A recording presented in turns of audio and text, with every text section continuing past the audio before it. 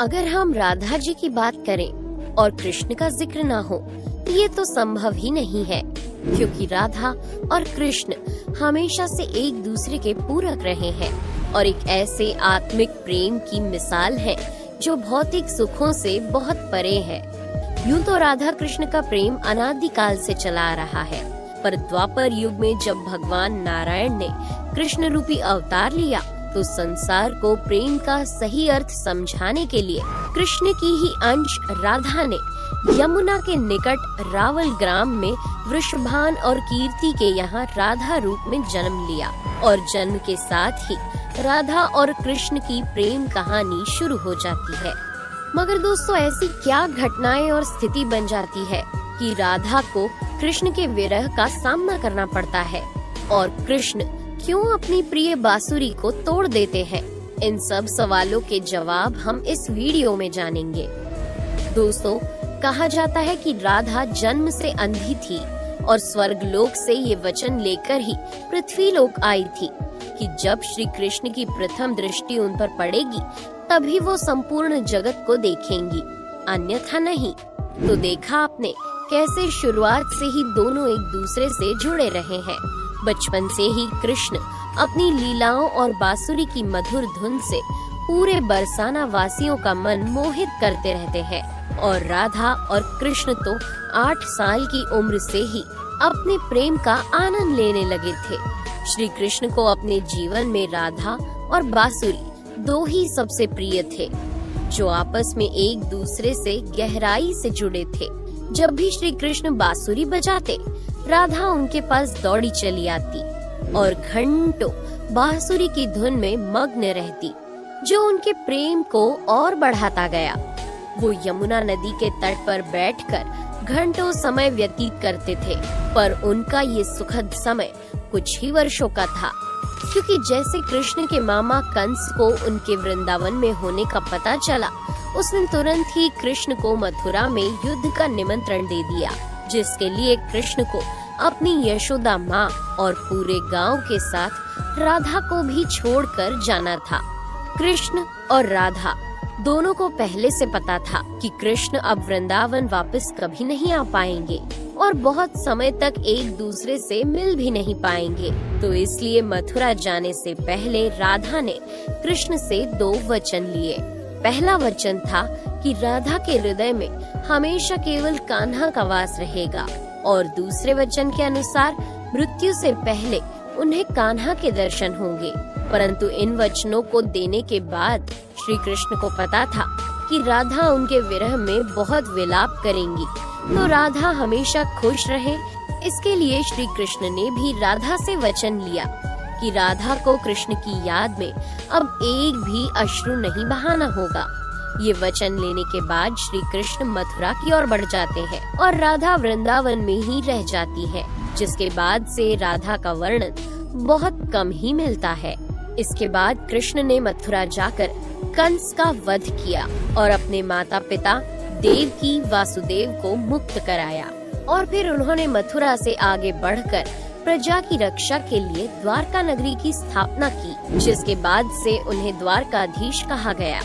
कृष्ण द्वारका में रुक्मिणी और सत्यभामा से भी विवाह करते हैं। साथ ही इनके अलावा भी कृष्ण की 16,108 रानियां थी, जिनमें से रुक्मिणी कृष्ण की सबसे प्रिय पत्नी थी। उन्होंने केवल कृष्ण की छवि को देखकर ही उन्हें अपने मन में बसा लिया था और कृष्ण से विवाह के लिए वो अपने भाई रुक्मी के विरुद्ध भी चली गई थी।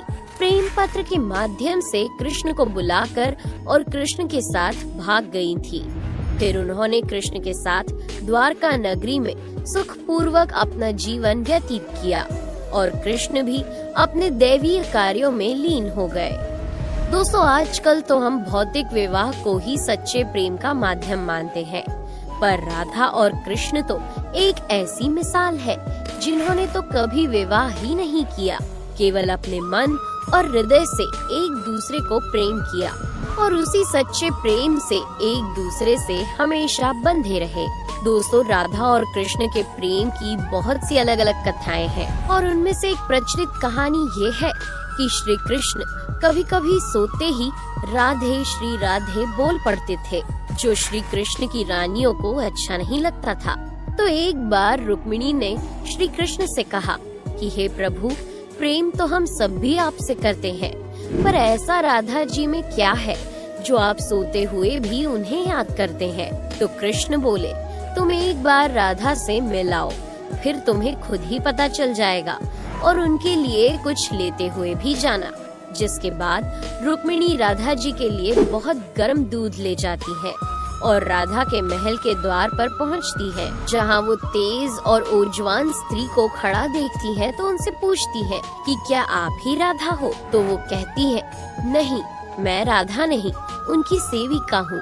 राधा रानी तो 7 द्वार के अंदर मिलेंगी।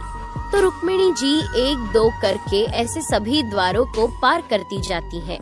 दोस्तों, जब वो राधा रानी के कक्ष में पहुंचती है तो उन्हें पता चलता है कि राधा कई रातों से कृष्ण नाम जपते हुए जागती रही है और अभी ही उन्हें निद्रा आई है। रुक्मिणी राधा की सखियों से कृष्ण द्वारा मिलने के लिए कहने के बारे में बताती है। तो उतने में ही राधा उठ जाती है और कहती है कि कृष्ण ने आज मुझसे मिलने के लिए किसी को भेजा है। रुक्मिणी आश्चर्यचकित हो जाती है।